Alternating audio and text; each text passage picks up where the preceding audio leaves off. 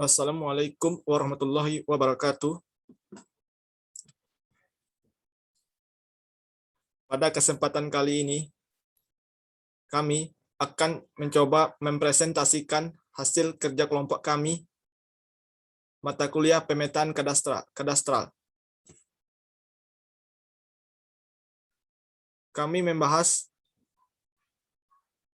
pada topik yang ke-10, tentang output, eviden, dan pembiayaan.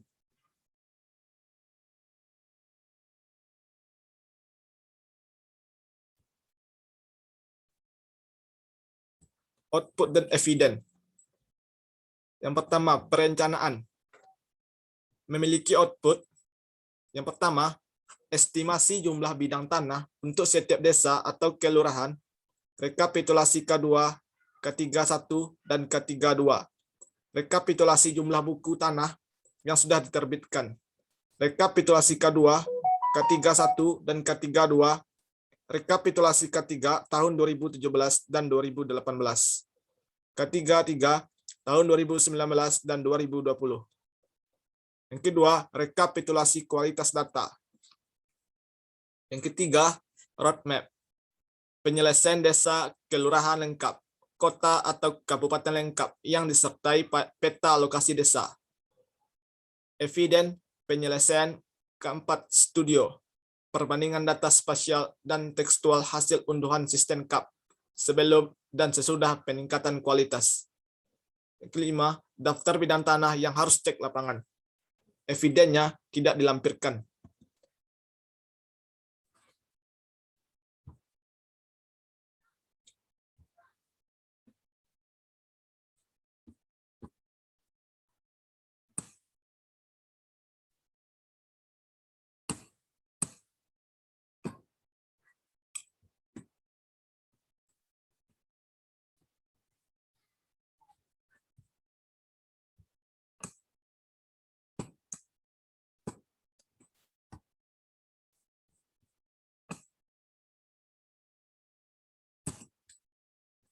Yang ketiga, persiapan.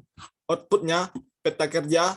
Yang kedua, daftar inventarisasi produk K3, K31, dan K33 dari kegiatan PTSL 2017, 2018, dan 2020. Evidennya tidak dilampirkan.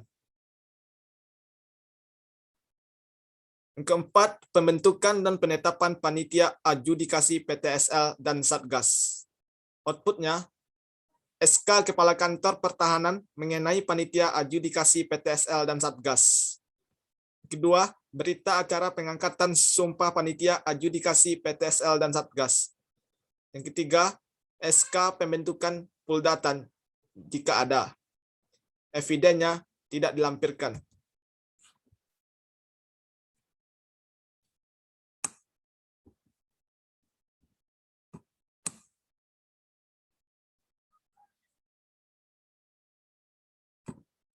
Yang kelima, penyuluhan. Outputnya, yang pertama, berita acara penyuluhan. Kedua, laporan kegiatan penyuluhan. Dilampiri dengan dokumentasi. Evidennya terlampir. 6. Pengumpulan data fisik dan data yuridis. Outputnya, output PBT. Terdiri dari 4 kategori pelaksana kegiatan, yaitu 1. ASN swakelola. 2. Pihak ketiga. 3. ASN dengan partisipasi masyarakat. 4. Pihak ketiga dengan partisipasi masyarakat. Output pengumpulan data yuridis. 1. Daftar rekapitulasi data inventarisasi dan identifikasi PTSL. 2. Formulir pendaftaran. 3. Alas hak. 4. Risalah penelitian data yuridis yang sudah ditandatangani oleh petugas Puldadis dan peserta PTSL. Evidennya terlampir. 7.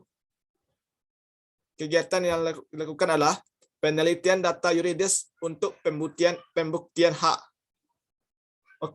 Outputnya, kesimpulan panitia adjudikasi PTSL dapat tidaknya diisukan untuk diberikan hak yang dituangkan dalam risalah penelitian data yuridis dan ditandatangani oleh ketua, wakil ketua bidang fisik, wakil ketua bidang yuridis, 1 orang satgas fisik, 1 orang satgas yuridis,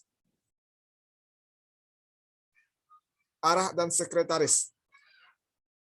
Evidennya terlampir.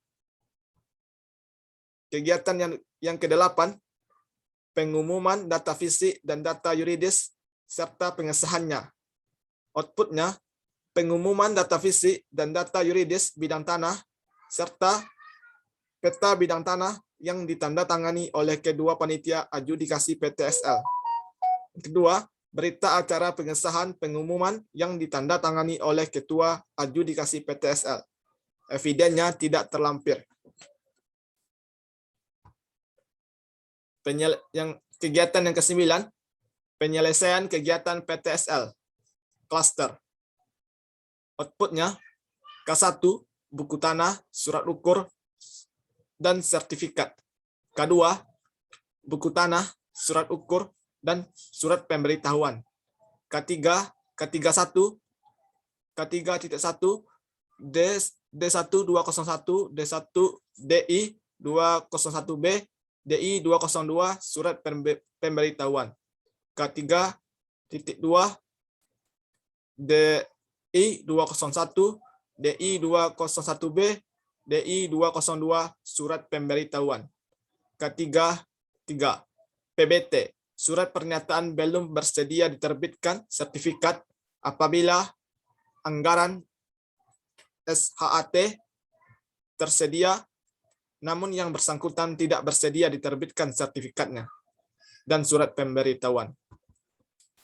Kegiatan yang ke-10, penegasan konversi, pengakuan hak, dan pemberian hak. Outputnya, keputusan panitia adjudikasi PTSL yang dituangkan dalam risalah penelitian data yuridis dan ditandatangani oleh ketua untuk penegasan konversi dan atau pengakuan hak. Kedua, untuk tanah negara, pemberian haknya dengan menambahkan catatan pada halaman terakhir daftar usulan pemberian hak atas tanah negara oleh ketua panitia adjudikasi yang telah ditandatangani oleh kepala kantor pertanahan. Evidennya tidak dilampirkan. Kegiatan yang ke-11, pembukuan dan atau penerbitan sertifikat. Outputnya, K1, buku tanah dan sertifikat hak atas tanah analog dan atau digital. K2, yang pertama, buku tanah yang dikosongkan nama pemegang haknya. 2, surat pemberitahuan kepada peserta PTSL tidak dapat diterbitkan sertifikat karena adanya sengketa atau perkara. Eviden terlampir. 12, pendokumentasian dan penyerahan hasil kegiatan. Outputnya, BA serah terima hasil kegiatan PTSL, hasil kegiatan PTSL, dan warkah. Evidennya tidak ada. Yang ke-13, pelaporan. Outputnya, laporan berkala dan laporan akhir dalam bentuk manual atau digital. Evidennya tidak ada. B. Kegiatan penyuluhan. Oleh karenanya, tidak dimasukkan dalam unsur pembentuk SBK pembayaran penyuluhan menggunakan SBM tahun berjalan dalam bentuk belanja bahan 521211, belanja barang persediaan. Kedua, kegiatan penyuluhan tidak termasuk kegiatan yang dibayar dengan berbasis bidang. Kegiatan penyuluhan dilaksanakan petugas dari kantor pertanahan dan penyedia pekerjaan bersama-sama dengan petugas penyuluhan dari kantor pertanahan apabila pelaksana kegiatan adalah pihak ketiga. Yang ketiga, target penyuluhan adalah semua masyarakat yang menguasai atau mempunyai bidang tanah di wilayah desa atau kelurahan tersebut, baik yang mempunyai sertifikat maupun yang sudah bersertifikat, termasuk kelompok masyarakat dan atau instansi pemerintah. Yang keempat, pada tahap penyuluhan ini juga didatangkan narasumber dari pihak luar, antara lain dari pihak kejaksaan, Pemda, kepolisian, dan sebagainya, dengan tujuan agar masyarakat tersosialisasi dengan baik terkait tujuan dan manfaat dari kegiatan PTSL. 5. Rincian anggaran penyuluhan per zonasi atau kategori sebagai berikut.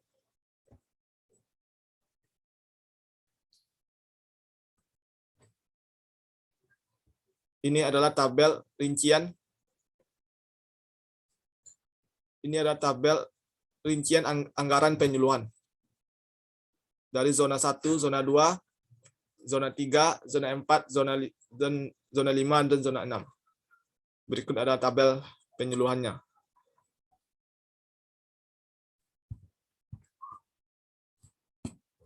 C. Struktur anggaran PTSL. Legalisasi aset yang dilakukan dengan metode pendaftaran tanah sistematis lengkap PTSL merupakan salah satu program prioritas nasional sebagaimana diatur dalam Peraturan Menteri Agraria dan Tata Ruang Kepala Badan Pertahanan Nasional Nomor 35 Tahun 2016 tentang percepatan pelaksanaan pendaftaran tanah sistematis lengkap.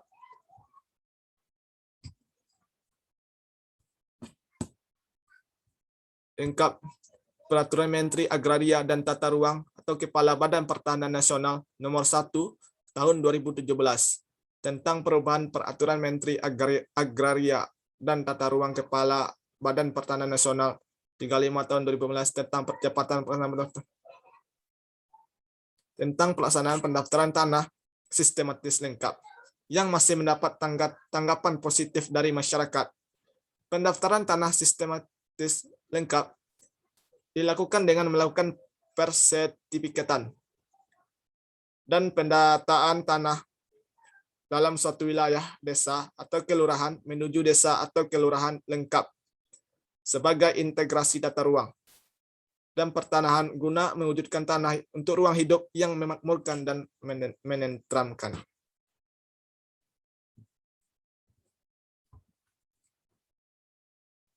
Dengan diberikannya tanda bukti hak sertifikat atas bidang tanah kepada warga negara Indonesia atau badan hukum, lembaga, sosial, dan keagamaan akan memberikan jaminan kepastian hukum hak atas tanah sehingga dapat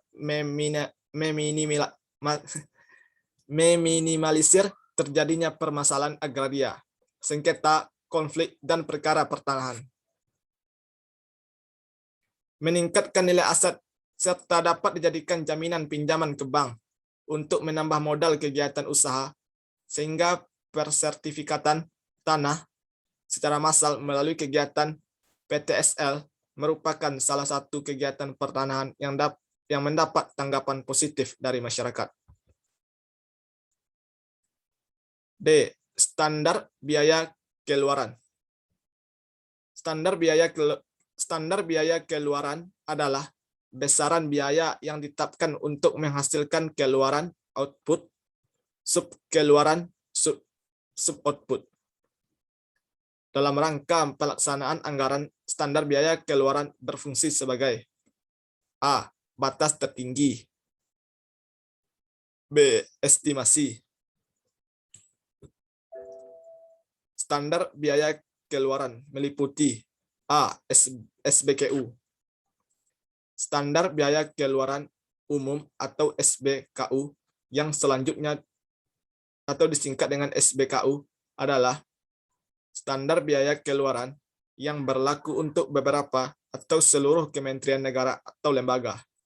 SBKK, standar biaya keluaran khusus atau disingkat dengan SBKK, adalah standar biaya keluaran yang berlaku untuk satu kementerian negara atau lembaga.